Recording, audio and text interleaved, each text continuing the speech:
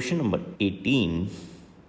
A deformity in which there is extension of metacarpophalangeal joints and distal interphalangeal joints. So both these joints are in extension with flexion of proximal interphalangeal joints. This is called what type of deformity? Remember, there is extension of metacarpophalangeal and distal interphalangeal joints with flexion of proximal interphalangeal joint. It's something like this. The situation is like this. This is the digit we're talking about. In the diagram I've drawn is the index finger. Here the joint is, this joint is metacarpophalangeal joint and this joint is distal interphalangeal joint. So both these joints you are seeing is in the state of extension, and this joint here in between, this is proximal interphalangeal joint. This you are seeing is in a state of flexion. Now what type of deformity is this called? That is the question. So you guess your answer.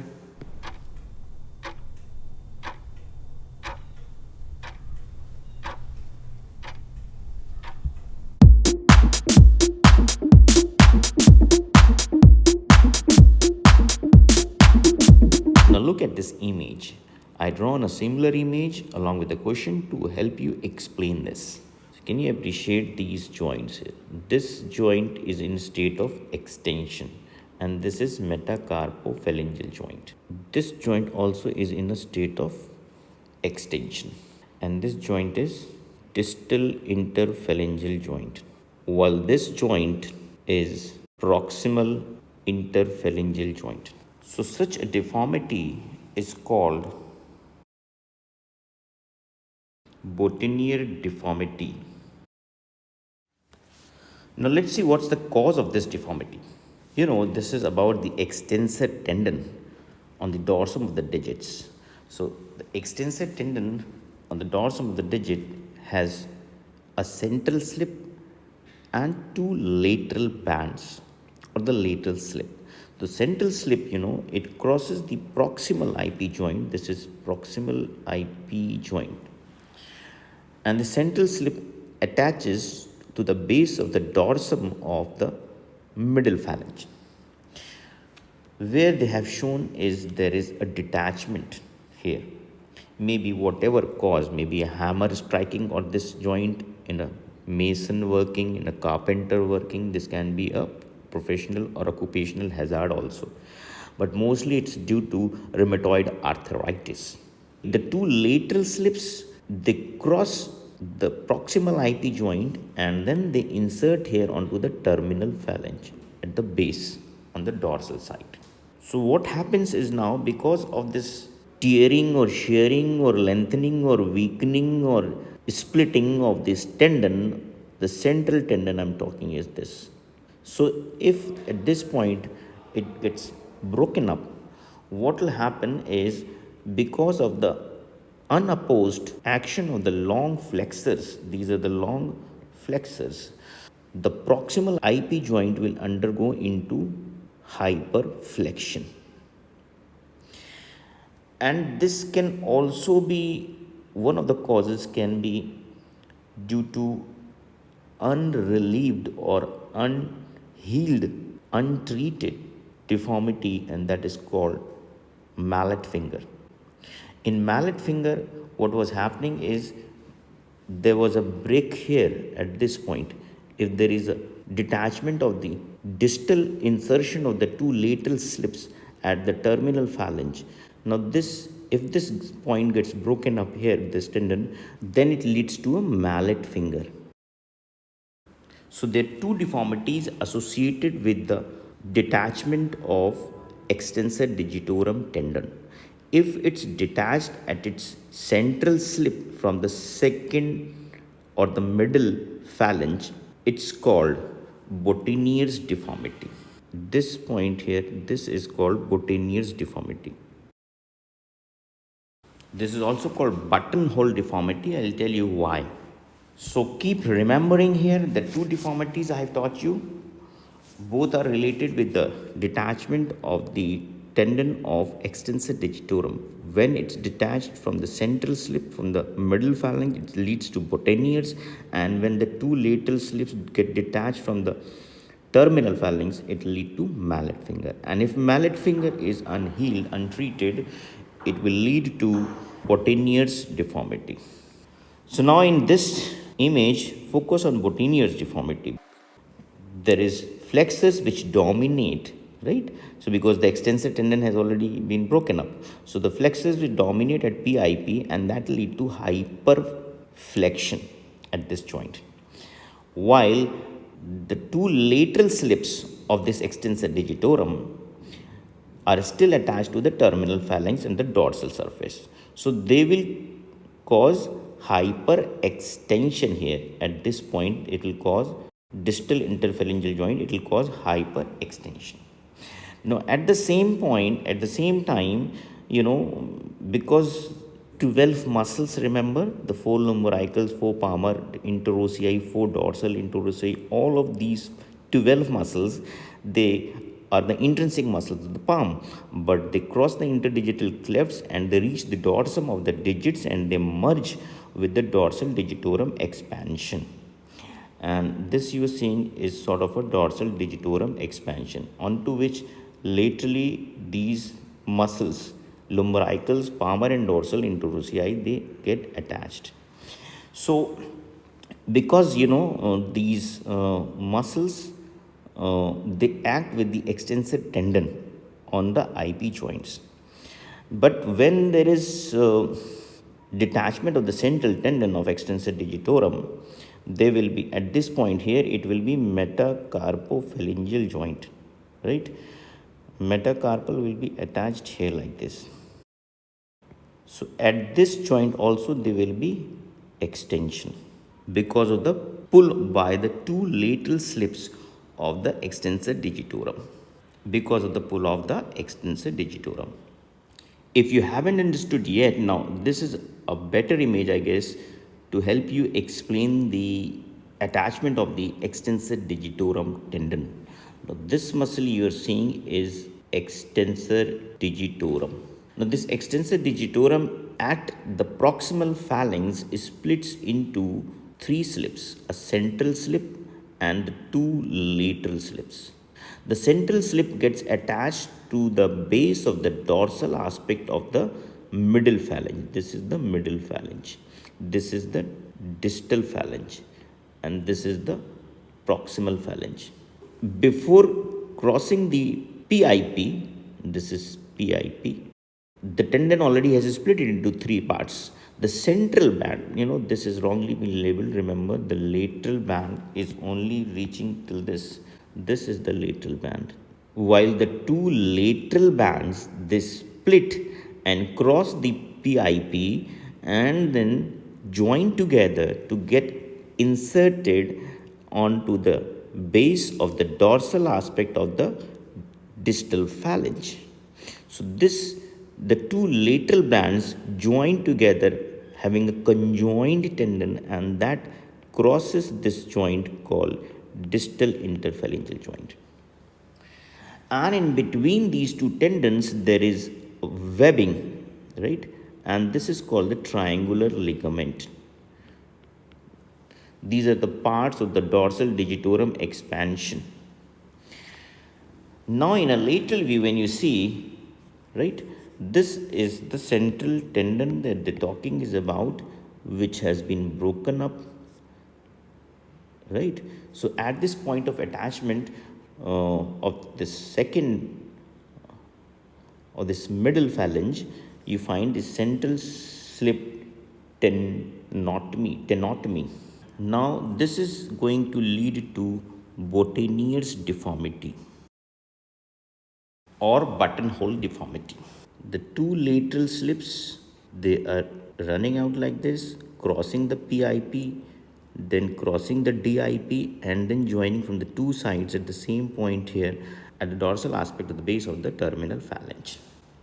What are these two? Can you see there are more tendons? These are actually, the two other slips they're being attached here, these are the intrinsic muscles of the palm, including, I told you, the lumbricals, palmar and dorsal interossei. They also contribute to the formation of this extensor digitoral expansion, because these 12 muscles through the extensor digitorum act on both the IP joints on their dorsal surface. I brought in few more images to help you explain you better. Now this is what you're seeing is this blue color thing, right? What is this? This is actually called the dorsal digital expansion or dorsal digital hood. And this was the tendon of extensor digitorum passing like this with its central tendon. Where they have shown is the central tendon has been torn at its attachment on the middle phalange, while its lateral slips have crossed the PIP and then crossed the DIP to get inserted onto the terminal phalange. So it's acting on both, the lateral slips are actually acting on both DIP and PIP. But when there is central tendon breach, so what will happen, because of these 12 muscles I told you from the palmar side, lumbricals, palmar and dorsal interossei, they are flexing, plus there is a tendon running here also. These tendons are the tendons of flexor digitorum profundus, right, as well as flexor digitorum superficialis. Flexor digitorum superficialis is attached onto the middle phalange and it runs separately, superficial to profundus. So because of the unopposed action of long tendons on the flexor side, there is hyperflexion of the PIP. This is PIP, this joint. So this is Boutonniere's deformity. There's one more image to help you explain this. Now look here, this is extensor digitorum tendon running like this. This is extensor digitorum, which was inserting here onto the base of the middle phalange, and it was having these lateral slips which were crossing the PIP, then crossing DIP and inserting onto the dorsal aspect of the base of the terminal phalange. While now look here, what was forming the extensor hood? Now these muscles as I told you, these were lumbricals and then these were the interossei muscles. Look here now, lumbricals are these and interossei are these, right? Palmar and dorsal interossei. So these palmar and dorsal interossei muscles, these are palmar interossei, dorsal interossei. These muscles are actually attaching and merging with the central band, while lumbricals are merging with the lateral band of extensor digitorum. So together these 12 muscles, when they join the extensor tendons, they form this flattened expansion on the dorsum of the digit, and that's called extensor expansion or dorsal digital expansion or extensor hood. After there is a breach here or the central tendon, when it's get detached, this you can see is the detached portion of the central tendon.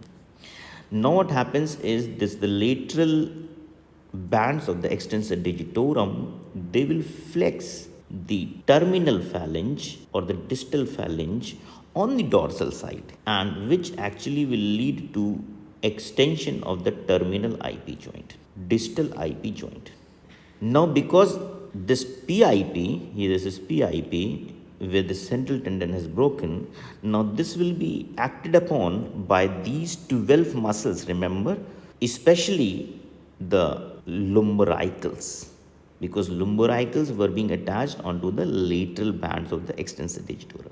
Plus there will be this long tendon, can you see what is this tendon? This is the tendon of flexor pollicis longus, as well as there will be tendon of which is attached here onto the middle phalange, and that is flexor digitorum superficialis.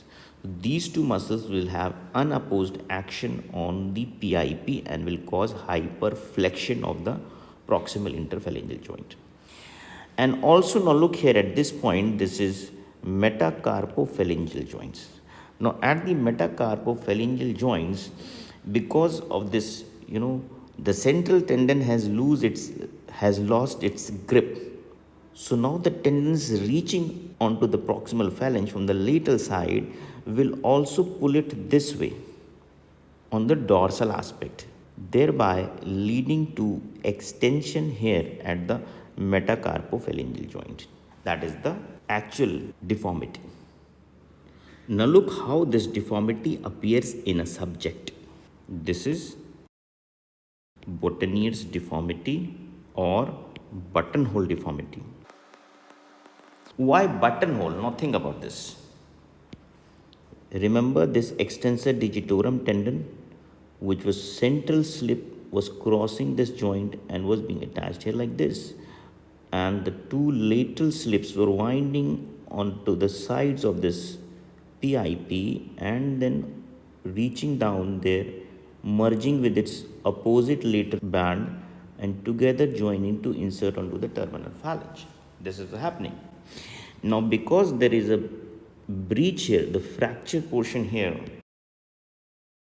now because of splitting of the central tendon, you can see this proximal interphalangeal joint pops up between the two sleeves of the lateral band of extensor retinaculum. And this popping up of the PIP through the two lateral bands of extensor digitorum is called buttonhole deformity. This is the buttonhole. This appears to be a buttonhole. I hope you've understood. This appears to be a buttonhole. And because there is detachment of the central tendon, this joint pops up between the two lateral slips of extensor digitorum. This muscle is extensor digitorum. So popping up of the PIP between the two lateral slips of extensor digitorum on the dorsal side is called buttonhole deformity. This is another figure. You can appreciate the same deformity here. This also is Boutonniere's deformity, also called buttonhole deformity. As I told you that this deformity might be an occupational hazard due to an injury to the central tendon of extensor digitorum or might be due to rheumatoid arthritis. So one of the corrective measures is to provide a splint so as to restrict the movements at this joint. So there you're seeing this is one of the splints used to correct the Boutonniere's deformity.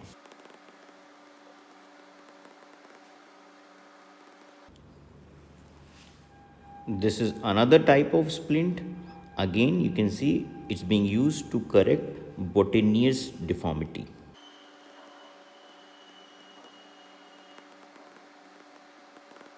Whatever was the deformity, the splint is providing resistance to that deformity. It's restricting the joint movements here. You can see here at this point, there was hyperflexion. So they have restricted the hyperflexion and there was hyperextension at these two joints. So they have restricted is hyperextension.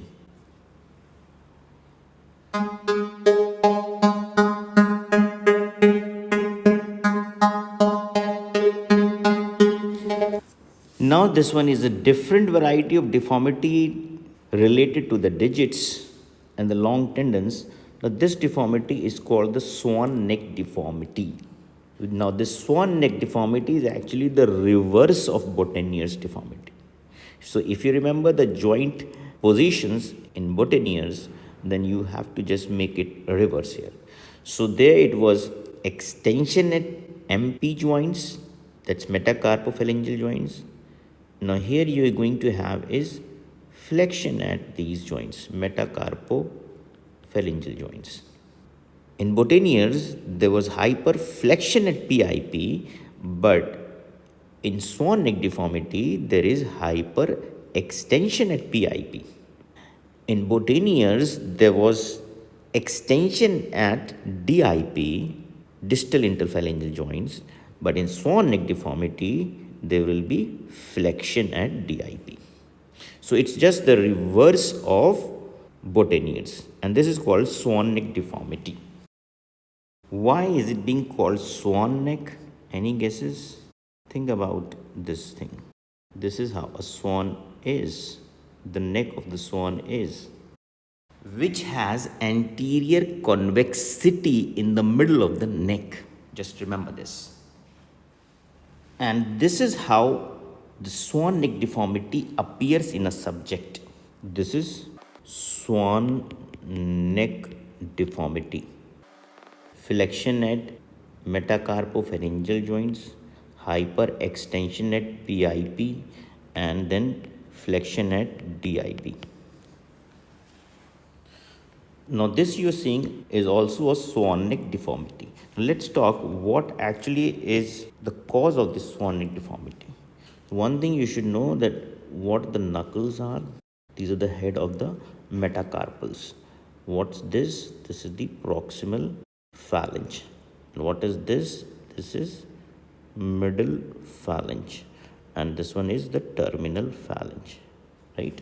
Now, the prime reason for this swan neck deformity is the separation or a gap created between the two lateral slips of flexor digitorum superficialis. You remember this muscle, flexor digitorum superficialis, it was crossing the metacarpophalangeal joints, then crossing the middle phalanx, and then crossing the proximal IP joints by splitting on its two side and two lateral slips. And that's how the two slips together join to insert on the palmar aspect of the base of the middle phalange, and thereby it creates a hole here, a gap, just like the buttonhole deformity I just told you. So remember, this PIP, proximal interphalangeal joints, is having two buttonholes, one on the dorsal side, and that was by the two lateral slips of extensor digitorum, and on the palmar side there is a gap created by this tendon of flexor digitorum superficialis.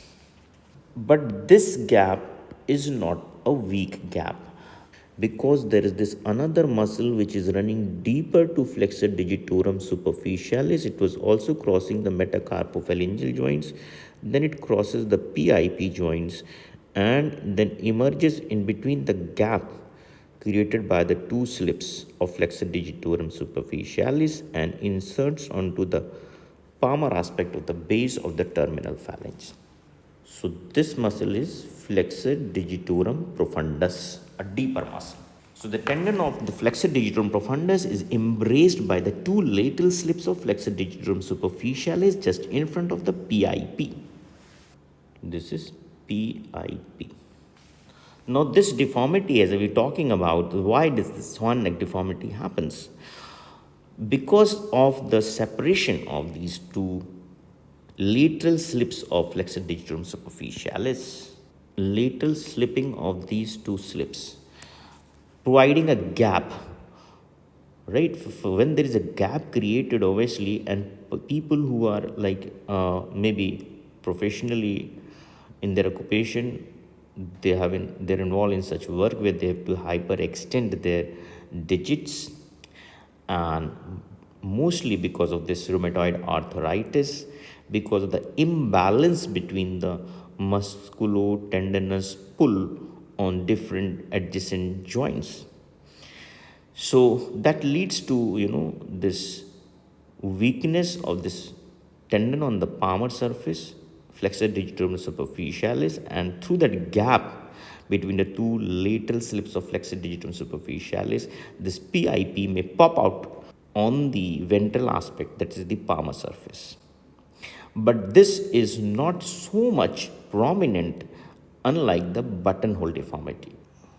The facts you have got to know now: this is metacarpophalangeal joints, where you find is flexion, and PIP there will be extension, and at DIP it will be flexion. Remember this now. At PIP, if there is extension, that is swan neck deformity. This is swan neck deformity. And if there is hyperflexion at PIP, that leads to Boutonniere's or buttonhole deformity. Now here you're seeing is a tri-point splint. This is used to treat swan neck deformity.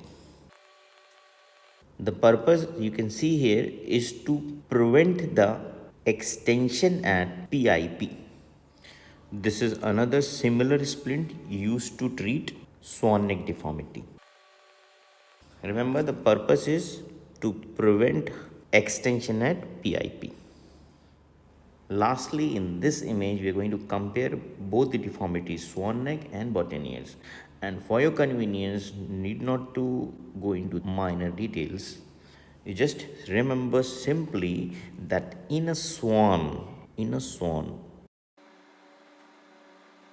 like this is a swan.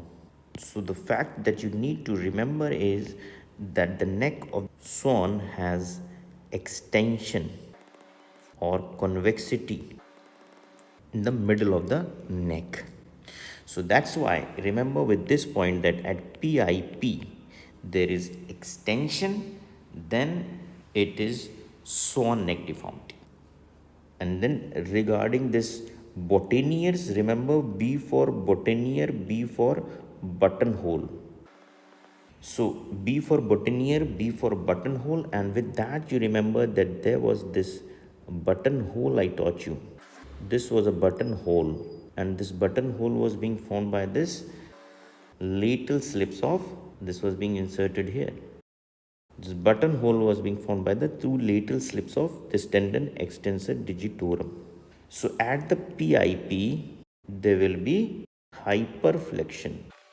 So with this B for Boutonniere, B for buttonhole, remember in buttonhole, the PIP pops up between the gaps of extensor digitorum, that is a buttonhole. I've tried to make it maximum convenient for you to remember.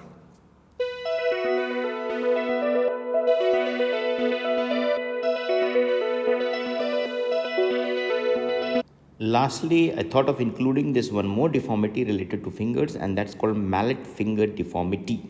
So in this mallet finger deformity, you can see what's happening is the tendon of the extensor digitorum. Remember, it was having two lateral slips which joined together to have a common insertion onto the base of the dorsal aspect of the terminal phalanx. Right? So this point of insertion of extensor digitorum and the terminal phalanx that might get detached because of forced hyperflexion of distal phalanx. This forced hyperflexion of distal phalanx may happen during playing a volleyball or a basketball or by using hammer. So it might be an accidental injury as well. The splitting of the tendon of extensor digitorum from the terminal phalanx. And this will lead to unopposed flexion of the distal interphalangeal joint, because this muscle is going to take this advantage of flexing the terminal IP joint, and this muscle is flexor digitorum profundus. So because of the unopposed action of flexor digitorum profundus, there is hyperflexion of the terminal IP joint, that's mallet finger, due to rupture of the tendon of extensor digitorum at its point of terminal attachment. If this continues like this without getting any treatment, what will happen, because now there is a state of flexion here, the two lateral slips of this extensor digitorum superficialis, now these are the lateral slips of, this yellow one is flexor digitorum superficialis. So this also weakens up. There are chances of going into swan neck deformity. So complication of mallet finger leads to swan neck deformity. And to prevent this, you can see here in this image how this splint has been used. So this splint is put in extension for the terminal IP joint for 4 to 8 weeks, 1 to 2 months.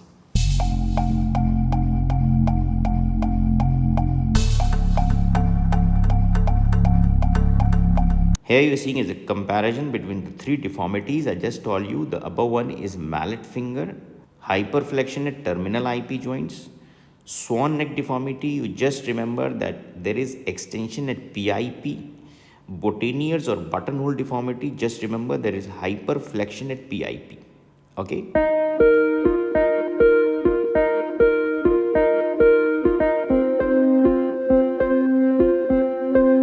In this image, they've tried to show you the deformities related to the thumb. Here in this first image, you're seeing is the swan neck deformity of the index finger, right? And that I have taught you. Now look here in the middle is showing the swan neck deformity of the thumb. Then here you're seeing in this image, now this deformity is called duckbill deformity of the thumb. So this duckbill deformity of the thumb is actually a variant of the swan neck deformity of the digits, where you find that the terminal IP joint is showing hyperflexion around more than 90 degrees. This, according to some, is also written as zigzag or Z deformity of the thumb. This one you are seeing is called the hitchhiker's deformity. You must have seen people asking for lift on the streets. So, this is the sign that they use. That's called hitchhiker. So this is an hitchhiker's deformity. What happening here is that this IP joint of the thumb undergoes nearly 90 degrees of extension, and there will be somewhat flexion at the metacarpophalangeal joint. So this is hitchhiker's deformity, also called Z deformity of the thumb. Z is because of the zigzag deformity.